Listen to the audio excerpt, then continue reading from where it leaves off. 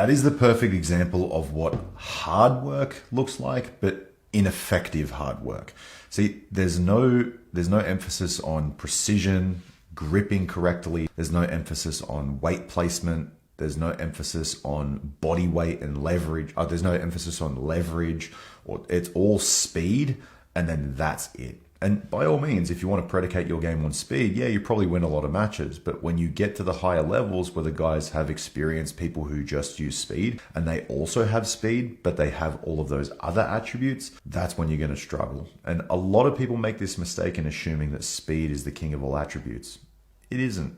Gordon's the slowest guy on earth, and he's the best to have ever done no-gi. It kind of ruins that theory pretty quickly.